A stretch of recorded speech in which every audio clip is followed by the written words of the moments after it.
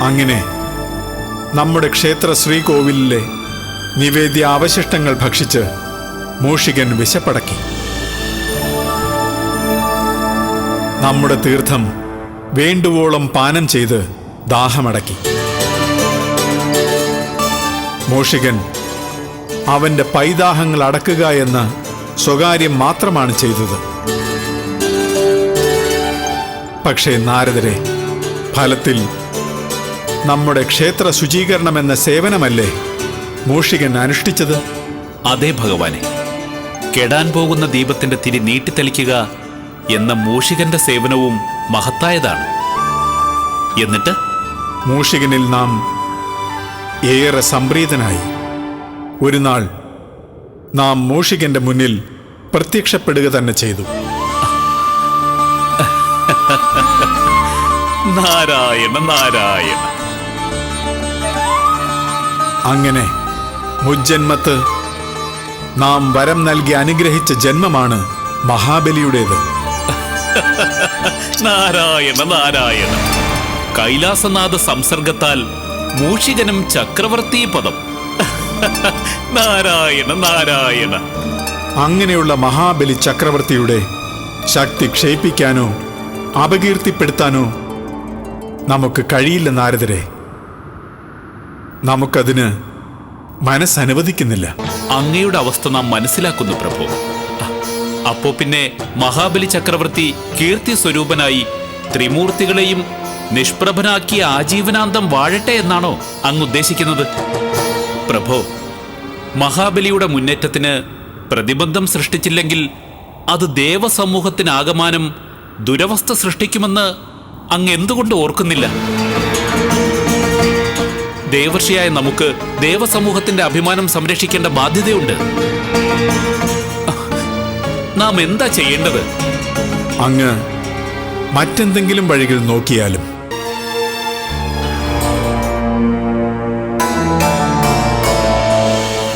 അൻപത്തിയാറ് ദേശങ്ങളെയും അടക്കി വാഴട്ടെ എന്ന കൈലാസനാഥന്റെ അനുഗ്രഹമാണ് മഹാബലി ചക്രവർത്തിയുടെ നിലനിൽപ്പിനും ശക്തിക്കും കീർത്തിക്കുമൊക്കെ അടിസ്ഥാനമായിരിക്കുന്നത്.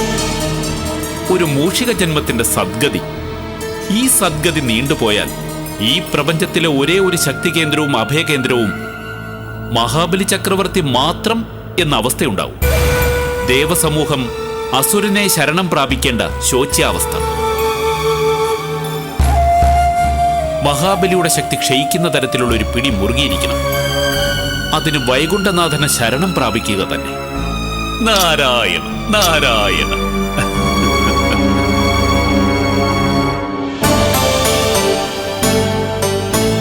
നാരായണ നാരായണ.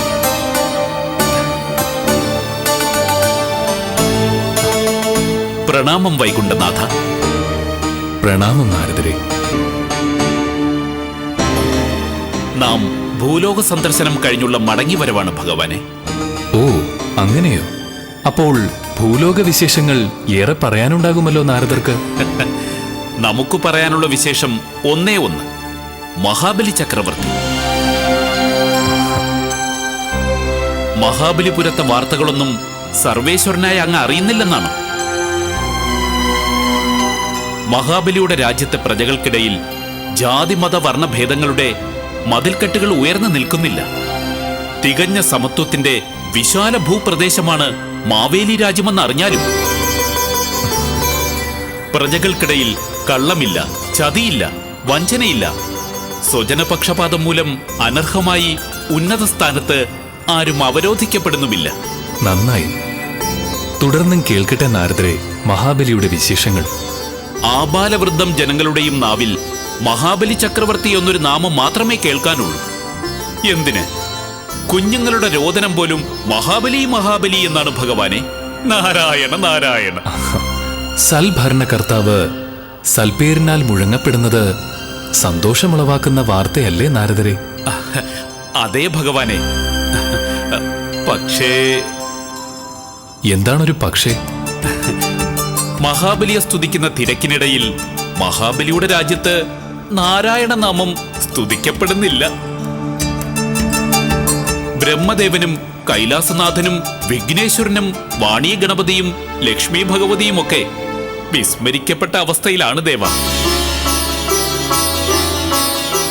ഒരു അസുര ചക്രവർത്തിയുടെ നാട്ടിൽ ആരാധ്യരായ ദേവസമൂഹം വിസ്മരിക്കപ്പെടുന്നത് കൊടിയ ആപത്തല്ലേ ദേവ? നാരായണ നാരായണ. ദേവസമൂഹത്തിന് മേൽ ഒരു അസുര ചക്രവർത്തി ആധിപത്യം നേടുന്നത് സ്തുത്യർഹമായ സംഗതിയാണോ ഭഗവാനെ? മഹാബലിയുടെ നാട്ടിൽ ദേവീദേവന്മാരുടെ ആരാധനാലയങ്ങളൊക്കെ അടഞ്ഞു കിടക്കുകയാണോ നാരദരെ? അടഞ്ഞു കിടക്കുന്നില്ല. പൂജയും വഴിപാടുകളും പ്രാർത്ഥനകളുമൊക്കെ നടക്കുന്നുണ്ട്. പക്ഷേ എല്ലാം ഒരുതരം പ്രകടനങ്ങൾ മാത്രം. ഭഗവത് ഭക്തി ഇല്ലാതായിരിക്കുന്നു. ഈ അവസ്ഥ തുടരാൻ അനുവദിക്കാമോ ദേവ? പാടില്ല ദേവർഷേ. മഹാബലിയുടെ മുന്നേറ്റം തടയുക തന്നെ വേണം. മത്സ്യ, കൂർമ്മ, വരാഹ, നരസിംഹ അവതാരങ്ങൾ നാം നിറവേറ്റിക്കഴിഞ്ഞു. ഇനി മഹാബലിയെ തുടച്ചു നീക്കാൻ നമ്മുടെ 5ാമത്തെ അവതാരത്തിനും സമയമായി കഴിഞ്ഞു. നാരായണ നാരായണ. വാമനാവതാരം. വാമനാവതാരം.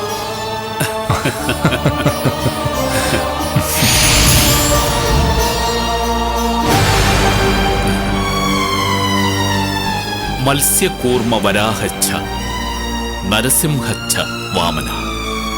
നാരായണ നാരായണ.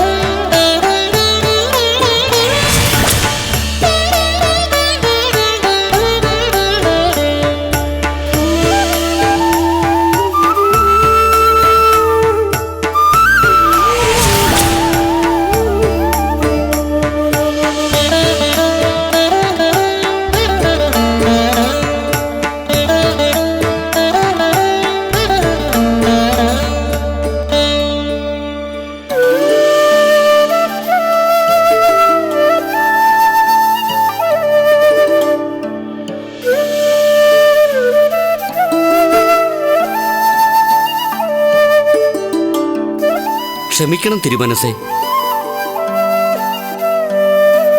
തിരുമനസിന് അടിയന്തരമായി മുഖം കാണിക്കാൻ ഒരു ബ്രാഹ്മണ ബാലൻ കാത്തു നിൽക്കുന്നു. വരാൻ പറയൂ. കൽപ്പന പോലെ. തിരുമനസേ, ഈ യാഗം ഒന്ന് പൂർണ്ണമായിട്ട് പോരെ സന്ദർശകർക്ക് പ്രവേശനാനുമതി നൽകാൻ? പോരാ. അടിയന്തരമായി അപരാധി ബോധിപ്പിക്കാൻ വരുന്നവർക്ക് ക്ഷണത്തിൽ ആതിഥ്യം മരളേണ്ടത് നമ്മുടെ ധർമ്മമാണ് മന്ത്രി. ആചാര്യ, അല്പസമയത്തേക്ക് പൂജാതി കർമ്മങ്ങൾ നിർത്തിവച്ചാലും. അങ്ങനെയാകട്ടെ.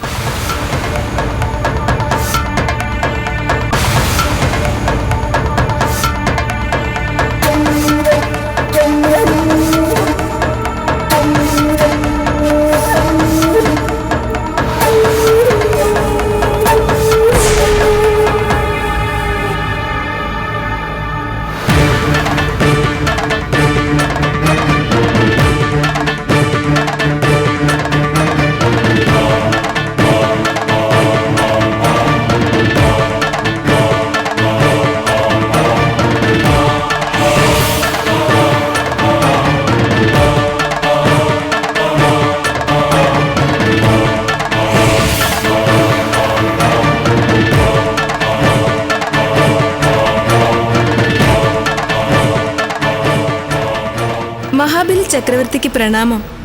പ്രണാമം ബ്രാഹ്മണ ശ്രേഷ്ഠ. ഹൃദ്യമായ സ്വാഗതം. ഇവിടെ എന്താണ് നടക്കുന്നത്? നാം ഒരു വിശ്വജിത് യാഗം നടത്തുന്നു. വിശ്വജിത് യാഗം നന്നായി. 56 ദേശങ്ങൾക്കും ആശ്വാസമൂർത്തിയും ആരാധനമൂർത്തിയും അതുല്യ ഭരണ നിപുണനുമായ അങ്ങ് ഇങ്ങനെ ഒരു വിശ്വജിത് യാഗം നടത്തി തീർച്ചയായും വിശ്വം കീഴടക്കേണ്ടവൻ തന്നെയാണ്. നന്ദി. അങ്ങ് ആരാണാവോ? നാം വാമനൻ, ഒരു ബ്രാഹ്മണ ബാലൻ. അങ്ങയെ കാണാനായത് മഹാഭാഗ്യം. ആഗമനോദ്ദേശം അറിയിച്ചാലും? മഹാരാജൻ, പൂജയും കർമ്മങ്ങളും യാഗങ്ങളും ഒക്കെയായി ജീവിതം നയിക്കുന്നു. പക്ഷേ ഒരു തുണ്ട് ഭൂമി പോലും സ്വന്തമായിട്ടില്ലാത്ത നിർധനനാണെന്നോ? നമുക്ക് അടിയന്തരമായി ഒരു യാഗം നടത്താൻ 3 അടി മണ്ണ് അങ്ങ് ദാനമായി നൽകണം.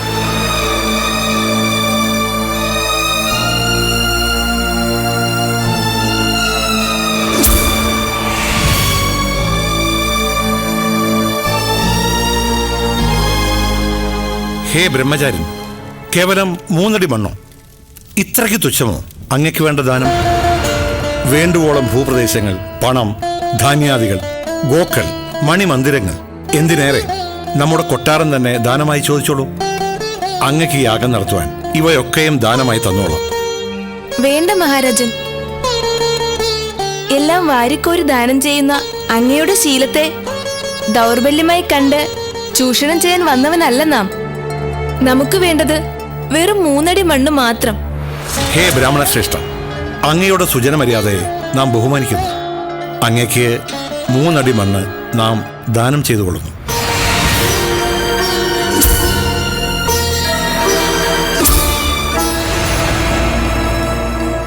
മഹാബലി,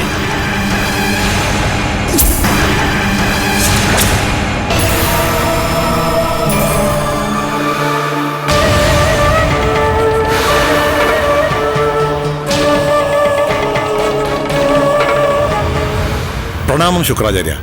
അങ്ങയ്ക്ക് എന്താണ് വേണ്ടത്? ഹേ മഹാബലി, 56 രാജ്യങ്ങൾ മാത്രം സ്വന്തമായുള്ള നിനക്ക് വിശ്വം മുഴുവനും വെട്ടിപ്പിടിക്കാനുള്ള മഹത്തായ ഈ വിശ്വജിത് യാഗമാണ് നടക്കുന്നത്. അതിടയ്ക്ക് വെച്ച് നിർത്തിയിട്ടാണോ നിങ്ങളുടെ പ്രജാപരിപാലനം വഞ്ചനയും ചതിയും കള്ളവുമില്ലാത്ത മഹാബലി ചക്രവർത്തിയുടെ നാട്ടിൽ അത് പുലരാൻ അനുവദിക്കരുത്. അസുരന്മാരുടെ ഗുരുവായ ശുക്രാചാര്യനാണ് കൽപ്പിക്കുന്നത്. ഈ ബാലകന് 3 അടി മണ്ണ് നീ ദാനം ചെയ്യാൻ പാടില്ല. മഹാഗുരു, അങ്ങ് പറയുന്നത് എന്തും നാം അനുസരിക്കും. പക്ഷേ ഈ ബാലകന് 3 അടി മണ്ണ് ദാനം നൽകാമെന്ന് നാം വാക്കുകൊടുത്തു കഴിഞ്ഞു. ആ വാക്ക് നാം പാലിക്കണം മഹാഗുരു. നിർത്ത്. സൽഭരണത്തിനും ദാനധർമ്മങ്ങൾക്കും 14 ലോകത്തിലും പ്രശസ്തിപ്പെട്ട മഹാബലിയുടെ കിരീടത്തിൽ 3 അടി മണ്ണ് ദാനം കൊടുക്കുക വഴി സ്ഥാനം പിടിക്കുന്നത് പ്രശസ്തിയുടെ പൊൻതൂവലല്ല, സർവനാശത്തിന്റെ കരിന്തൂവലായിരിക്കും. ദാനം കൊടുക്കരുത്. മഹാരാജൻ, ശുക്രാചാര്യരുടെ ഉപദേശം ശിരസാ വഹിക്കണം. ദാനം ഒഴിവാക്കിയാലും. ഇല്ല, മഹാബലിക്ക് വാക്കൊന്നേ ഉള്ളൂ. അതിൽ നിന്ന് വ്യതിചലിക്കുന്നതിൽ ഭേദം മരണമാണ്.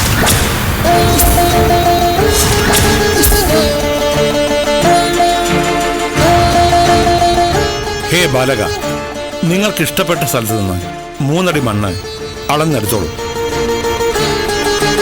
അതിനു മുമ്പായി നാം അങ്ങയുടെ പാദങ്ങൾ ശുദ്ധമാക്കട്ടെ.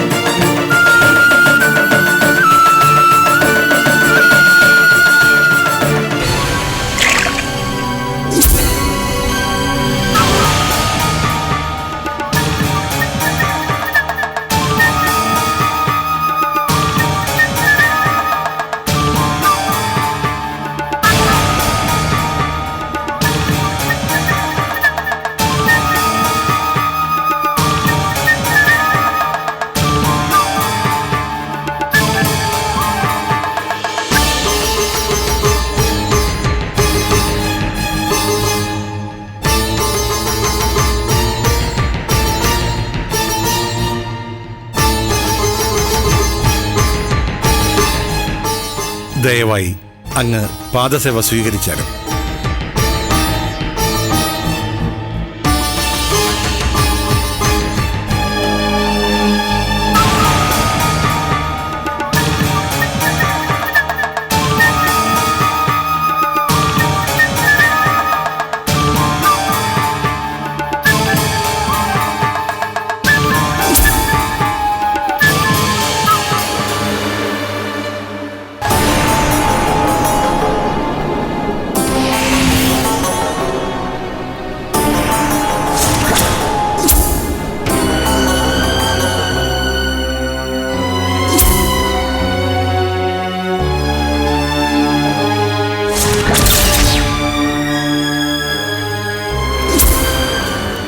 വിഷമിക്കാതെ മഹാരാജൻ. കിണ്ടിയുടെ വാലിലെ ഈ പ്രതിബന്ധം ഈ ദർഭപുല്ലിനാൽ നാം മാറ്റിക്കൊള്ളാം.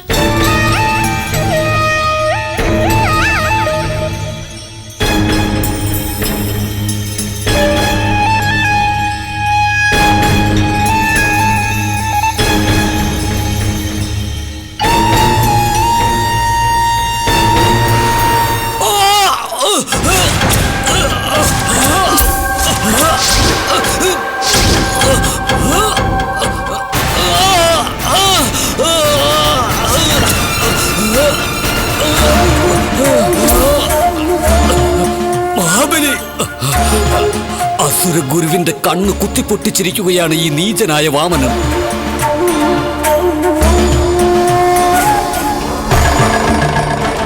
കൊടും ചതിയാണ് നടക്കാൻ പോകുന്നത്. 3 അടി മണ്ണ് ദാനം നൽകരുത്.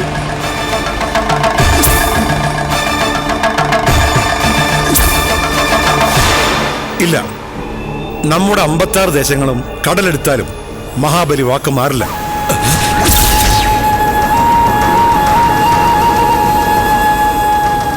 ഹേ വാമനൻ, അങ്ങ് നമ്മുടെ വാഗ്ദത്ത ഭൂമി അളന്നെടുത്താലും വരൂ.